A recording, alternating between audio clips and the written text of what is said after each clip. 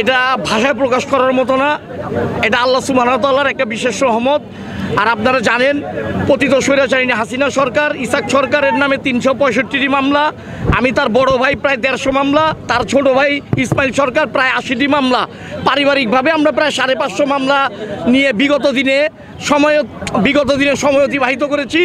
আমরা খুনি হাসিনার বিরুদ্ধে ব্যাপক আন্দোলন সংগ্রামে অংশগ্রহণ করার হেতুই আমাদের নামে তিনি এতগুলি মামলা দায়ের করেছিলেন এবং পরবর্তীতে রাতের অন্ধকারে কোর্ট বসিয়ে আত্মপক্ষ সমর্থনের সুযোগ না দিয়ে ইসাক সরকারকে প্রায় 22 বছর 6 মাসের কারাদণ্ডে দণ্ডিত করেছিলেন। আপনারা জানেন খুনি হাসিনা সরকার পতন হয়েছে ছাত্র জনতার গণ অভ্যুত্থানের মাধ্যমে। আমরা দেশনায়ক তারেক রহমানের নির্দেশে আইনের প্রতি শ্রদ্ধাশীল হয়ে ইসাক সরকার আজ থেকে প্রায় 15 দিন আগে আদালতে আত্মসমর্পণ করেছিলেন, জামিনের প্রার্থনা করেছিলেন। আজকে আদালত তার জামিন উচ্চ আদালতের মাধ্যমে মঞ্জুর করেছেন। আমরা ইসাক সরকারকে ইতিমধ্যে কারাগারে ঢাকা 7 আসন, বংশাল, কোতোয়ালি, চকবাজার, লালবাগ, কামরাঙ্গীরচরের জনগণ এখানে উপস্থিত হয়েছি আমাদের নেতাকে নিয়ে যাওয়ার জন্য। আমরা আলহামদুলিল্লাহ আল্লাহর শুকরিয়া আদায় করছি যে আমরা ইসাক সরকার আজকে অল্প কিছুক্ষণের মধ্যে আমাদের মাঝে ইনশাল্লাহ চলে আসবেন।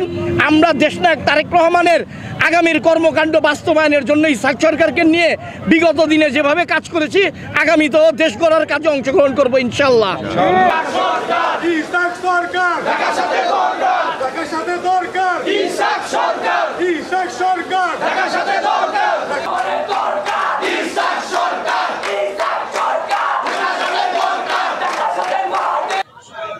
আপনার গণতন্ত্র পুনরুদ্ধার আন্দোলন করতে গিয়ে যে সকল নেতাকর্মীর বিরুদ্ধে ফ্যাসিস্ট হাসিনা শাসনামলে সবচেয়ে বেশি মামলা হয়েছে এবং গায়েবী মামলা হয়েছে, তার মধ্যে অন্যতম হচ্ছে আজকে আমাদের যে আজকের মুক্তির জন্য আমরা যার অপেক্ষায় আছি, যুবদল কেন্দ্রীয় সংসদের সাবেক সাংগঠনিক সম্পাদক ইসাক সরকার, ওনার বিরুদ্ধে টোটালে 365টি মামলা হয়েছিল এবং 6টি মামলায় 22 বছর 6 মাসের সাজা হয়েছিল।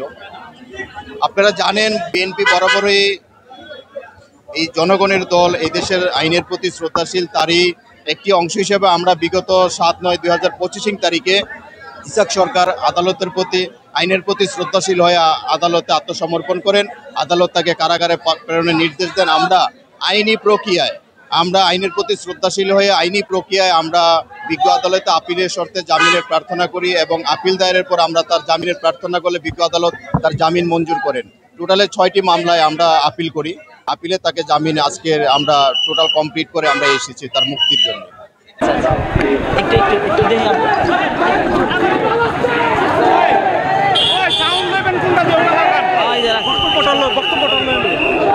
দাঁড়া করেন।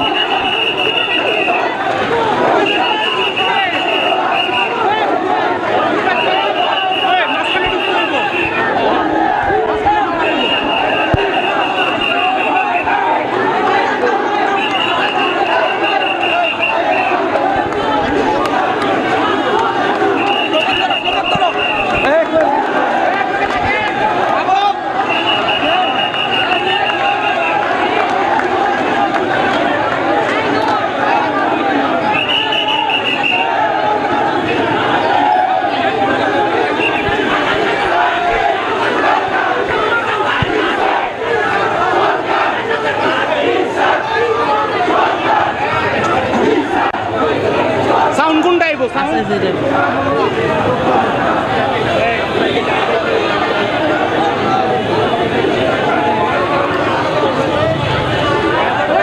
আপনি কি করবেন? ইনশাল্লাহ আইনের শাসন প্রতিষ্ঠিত হয়েছে, আমি ন্যায় বিচার পেয়েছি। আমার বিরুদ্ধে আপনারা জানেন 365টি মিথ্যা মামলা দায়ের করা হয়েছিল। আমি আইনের প্রতি শ্রদ্ধাশীল হয়ে বিগত ফ্যাসিবাদ সরকার আমার বিরুদ্ধে 5টি মামলায় রায় দিয়েছিল 22.5 বছর।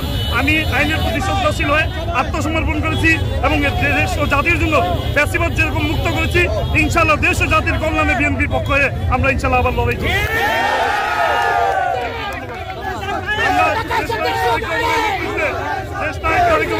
আমরা ইনশাল্লাহ